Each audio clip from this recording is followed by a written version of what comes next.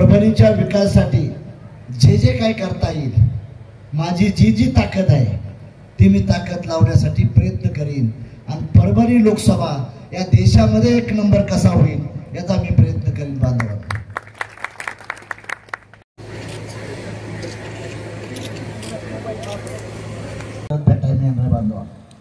एका बाजूला कलेक्टर असेल, एका बाजूला SP असेल, तिथल्या जनतेचा प्रश्न तिथं सोडव करण्यासाठी प्रयत्न करेन आणि फंड कमी पडेल तिथं मी तयार असेल.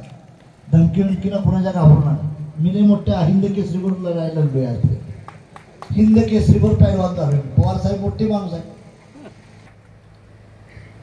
परभणीचा विकास ॲडव्होकेट डापुरे साहेब तुमचं अभिनंदन करेन मी. तुम्ही अतिशय स्वच्छ आणि पोकळ्या मनाने बोलत होता आणि तुमच्यासारखीच माणसं आम्हाला पाहिजेत मार्गदर्शक म्हणून. ही भूमिका मी अदा करतो. काय हो, रस्त्याचा प्रश्न असेल, पाण्याचा प्रश्न असेल किंवा विजेचा प्रश्न असेल किंवा MIDCचा प्रश्न असेल, मी आणि गुट्टे साहेब आमदार आहे, आम्हाला वर्षाला 5 कोटी रुपये मिळतात. 5 कोटीतला तो आमच्या मालकीचा फंड नसतो, तो तुमचा फंड असतो. वरपुडकर साहेब, तुमच्या टॅक्समधून आम्हाला मिळतो. ते 5 कोटी रुपये आम्ही रस्ता, पाणी, लाईटला दिलं पाहिजे. हे कंपल्शन असतं. आमचे मित्र खासदार साहेब आहेत, त्यांचा फंड माघारी गेलाय, वापरलाच नाही. त्या दुसरा आणायचा प्रश्न सोडून द्या, दुसरा आणलाच नाही. आणि माझी त्यांना विनंती आहे की विकासाच्या मुद्द्यावर चर्चा करा, डिबेटिंगला बसा. हा पट्ट्या महादेव जानकर तुम्हाला पुढे करा. आणि मी एका छोट्या पक्षाचा अध्यक्ष आहे. मी आज खासदार होतोय, तर माझ्या परफॉर्मन्स ही माझीच आहे, हे लक्षात ठेवा. त्यामुळं मोदी साहेबांना विनंती करीन, मी एकनाथ शिंदेना विनंती करीन, देवेंद्र फडणवीसला विनंती करीन, अजित दादाला विनंती करीन. या तिघा चौघाला विनंती करून आपल्या भागात कसा पंचाल जाईल. जर 1000 कोटी गुट्टे साहेब आणतील तर आम्ही जवळजवळ 50 कोटीच्या वरचा फंड आणण्याचा प्रयत्न करू. 50 कोटीच्या वर 22 गाव आहेत माझ्या मतदारसंघात. 2200च्या 2200 गावात फुल नाही फुलाची पाकळी दिल्याशिवाय महादेव जानकर शांत बसणार. 2200 गावात रस्ता, पाणी, लाईट, वीज या 4 गोष्टी तर बघणारच आहे. आणि मी कालच गुट्टे साहेबांना सांगितलं की मोदी साहेब मला चांगले ओळखतात. मोदी साहेबांना सांगेन की माझ्या जिल्ह्यावर फार अन्याय झाला आहे.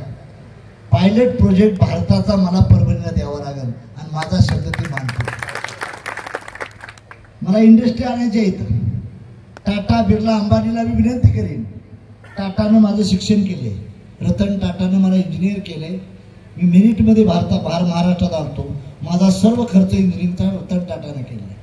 रतन टाटा सांगेन एक पुण्यात फॅक्टरी लावा, अदानीला बोलीन एक पालमला लावा, अजून एखाद्या उद्योगपतीला अजीज प्रेमजीला सांगेन की गंगाखेडला लावा, पाथरीला लावा, सेलूर लावा, जिंतूर लावा.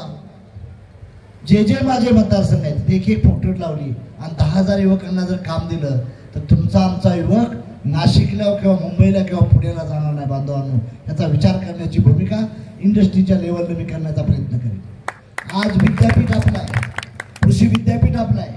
7,000 एकर जमीन पडू नये, तिला जर इरिगेशन सिंचनाखाली आणली तर आमच्या मराठवाड्यातल्या शेतकऱ्याला, नुसत्या परभणीच्याच नाही तर मराठवाड्याच्या शेतकऱ्याला सीड आणि फीड आम्ही फ्रीमध्ये देऊ शकतो. ही देखील योजना मी आणणार आहे.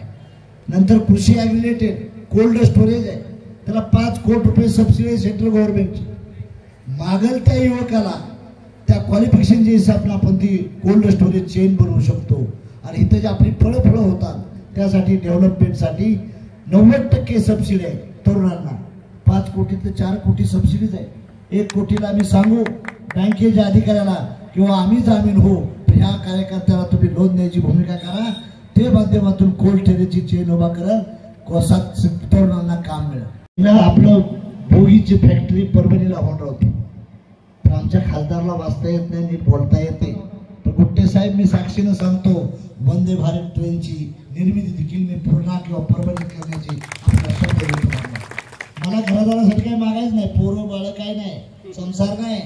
तुमचा संसार घडवायसाठी पट्ट्याला मागायचा आहे. आम्ही झोळी करीन, मोदी साहेब मला द्या, आणि मोदी साहेब नाही म्हणणार नाहीत. बांधवांना फकीराला काय लागतं, कोणतरी जेवण किंवा कोणतरी हित लागतंय. म्हणून माझी तुम्हाला विनंती आहे, रेल्वेचा विकास होईल. डिफेन्स फॅक्टरी मला एक आणायची आहे, डिफेन्स फॅक्टरी देखील मी आणणार आहे. आज आम्ही विचार करतो, बारामतीची चर्चा करतो, वाराणसीची, गांधीनगरची, रायबरेलीची चर्चा करतो. त्या लेवलला कसा माझा मतदारसंघ जाईल ह्या दृष्टीने मी प्रयत्न करणार आहे. आणि राज्याचे मुख्यमंत्री असू द्या, उपमुख्यमंत्री दोन्ही असू द्या, अतिशय चांगली व्यक्ती आहे. मी गेल्यानंतर मी म्हणणार नाही की मला काहीतरी घर बांधायला पाहिजे, काहीतरी मला शाळा घ्यायला द्या, बिलकुल नाही. तुमच्यासाठीच असणार आहे बांधवांना. हा परभणीच्या माणसाबद्दल बोललो तर परभणीवर आलाय का टीका करते ते, टीका आपल्याला काय म्हणते ते, माणसाचा डॉक्टर आणि गुराचा डॉक्टर. मी गुराचा डॉक्टरचा मंत्री होतो. आता गुराचा डॉक्टर काय अर्धा टक्का कमी मतदार आहे, ते हुशार असतो, पण त्याला बघताना म्हणते नाही गुराचा डॉक्टर आहे गुराचा. तसं काय झालंय, परभणीत आला, परभणीवर आला, परभणी शेवटी अपमानाचा शिक्का आहे तो. पट्ट्या महादेव जानकर बदलल्याशिवाय राहणार नाही परभणीकरांना, हे लक्षात ठेवा. आपल्याला पैसा काय, आम्ही काय कोणाला हप्ता मारणार नाही, टक्केवारी नाही, बिलकुल काय. जे आलंय ते लेवलला करा. या भूमिकेतून आपल्याला करता येईल त्या दृष्टीनं आम्ही तुमच्या मतदारसंघात आलोय. बांधवांनी मला परके म्हणतात. मी महिन्यातून एकदा परभणीला असतो, मराठवाड्यात असतो, भारतातल्या प्रत्येक जिल्ह्यात फिरतो. गेली 30 वर्ष झालं. गंगाखेड, पालम असेल, पुण्यात थोडा कमी होता, कावलगावला मी आलतो. हरिभाऊ शेळकेंच्या घरी 20 वर्षापूर्वी जेव्हा आलतो, त्याने केळीच्या 30 वर्ष झालं त्याने केळीच्या पानावर जेवण घातलं होतं मला, हरिभाऊ शेळके. नंतर कारभारी सर म्हणून एक माळी समाज होते, त्यांची सासरवाडी इथले माळी कारभारी म्हणून प्रिन्सिपाल होते, त्यांच्याबरोबर मी इथं आलतो.